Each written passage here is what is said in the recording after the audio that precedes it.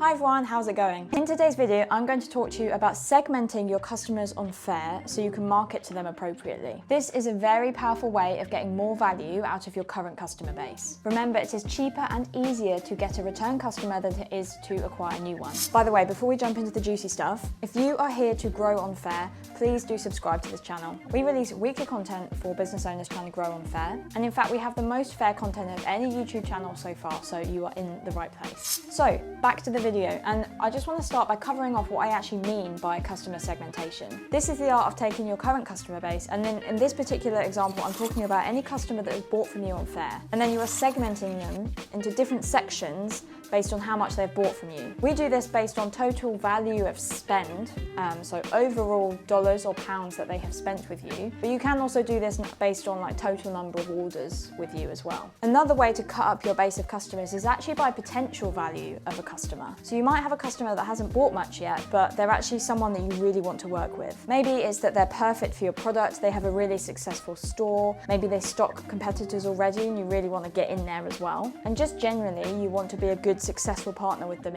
in the future. And if this is the case, you might push these into the same category as your most valuable customers. So how do you actually segment your customers? What you're going to do is go to your customer tab on Faire and export them. Then you're going to get that in Excel and you're going to order the customer base based on the column that is total spend, and do that in descending order. So you've got your most valuable customers at the top. There are then a few different ways of segmenting that list based on each segment, but we typically do this by taking the top 20% and saying these are our A selling customers. And then the second segment, so the second 20%, these are our B selling customers. And then the bottom 60% are our C and D customers. So now you've got this list. Let's say, for example, you have 100 customers on there. Your top 20 are your most valuable customers currently. And we're going to talk about those first. These are the customers that you're going to want to relationship manage if you can. It really depends how many you have. If you have hundreds of customers that fall into this segment of A selling customers, your top 20%, and there's hundreds of customers in there, amazing. You're obviously smashing it and doing it really well. In fact, you should already have a team.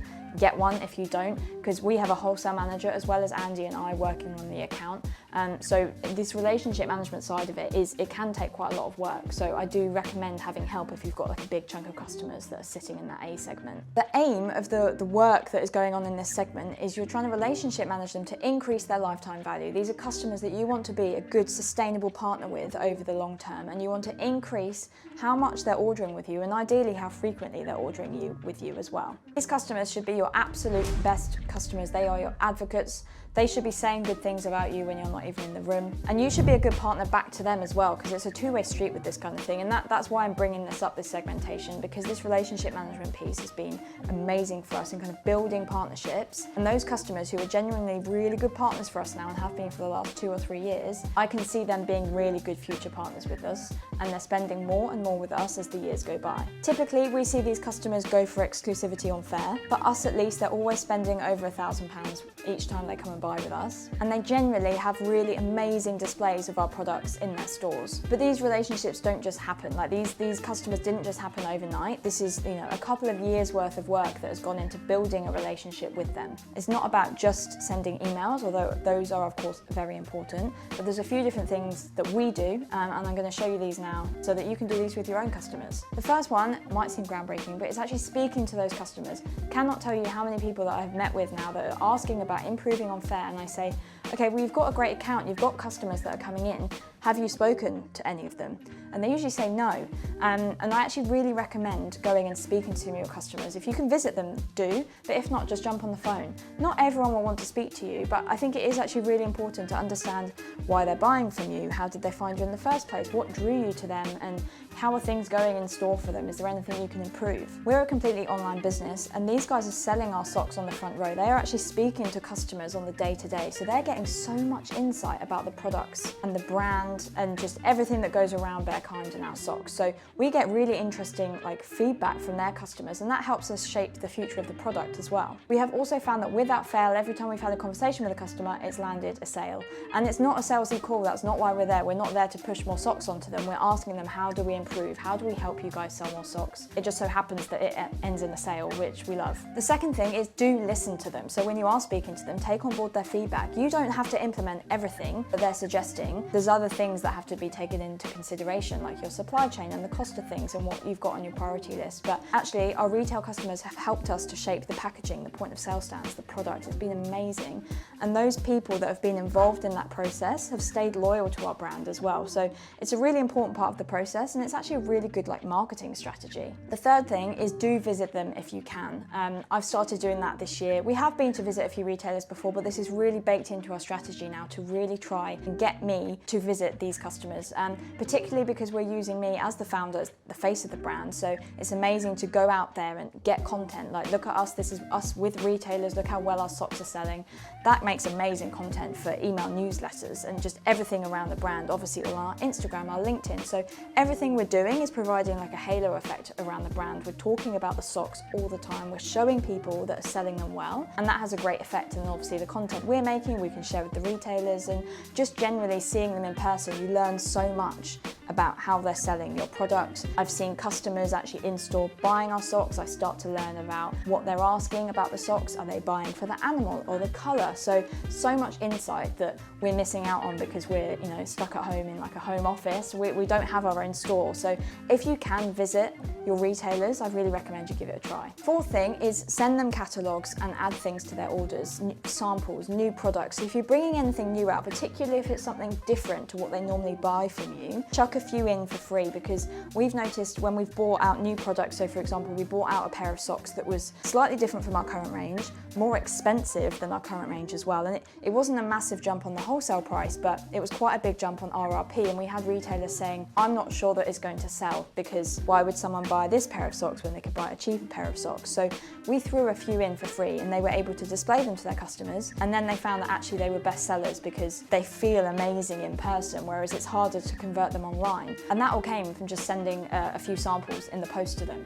So I really recommend doing that. Catalogues as well is a nice way to keep people in touch, especially if they're not looking at their emails, or they're not subscribed, or they're just too busy to even read your emails.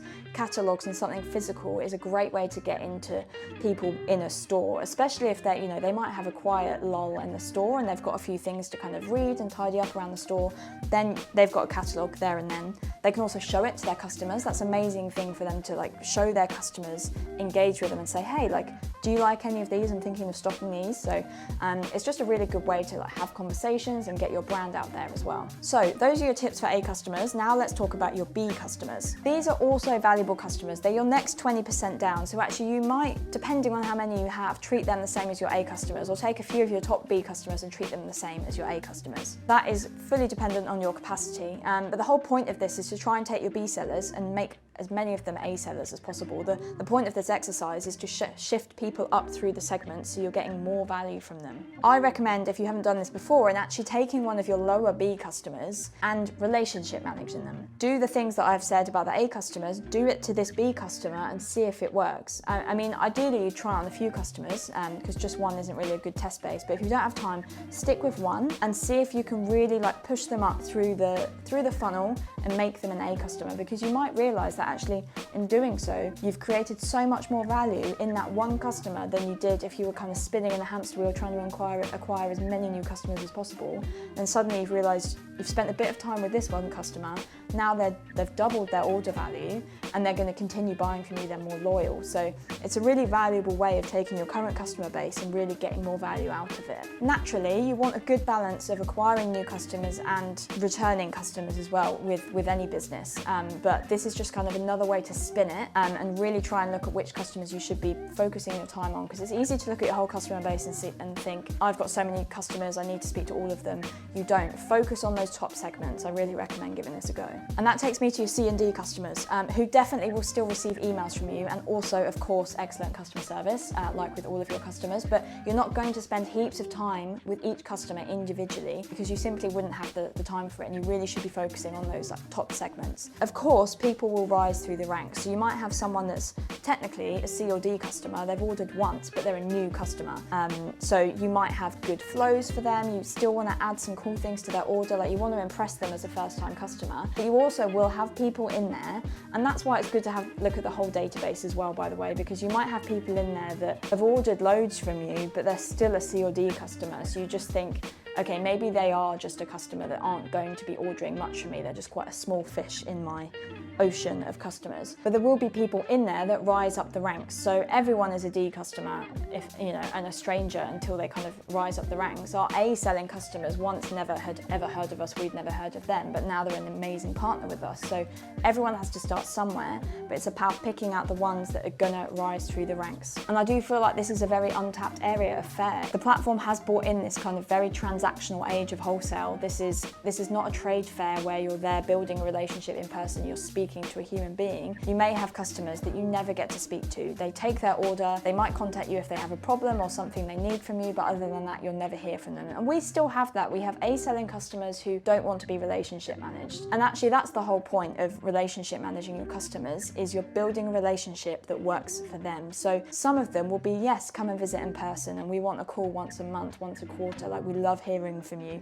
Send us stuff, we want to be involved in your Facebook group and we want to help you shape the future of the product. Whereas others are like, I'm busy, I love your socks, I'll keep buying your socks, but that's it. And they have a more hands-off approach. So it's about realizing that each customer is slightly different and therefore each relationship is different. So use this video as a sign to go and speak to one of your A or B selling customers. Learn how you can improve things for them and you will get something out of it that will help your business. And do come back and tell us if you speak to one of your customers, let us know how it goes in the comments. I hope you found this video useful. And if you want to have your Faire account managed by us or perhaps use us as a consultant on your business, you can get in touch at hello@candidfounders.com or head to www.candidfounders.com for more information about our services that we offer for people looking to grow their Faire account. But do subscribe to this channel because we drop weekly content, weekly videos that help you and your business grow on Faire, and I'll see you in the next video.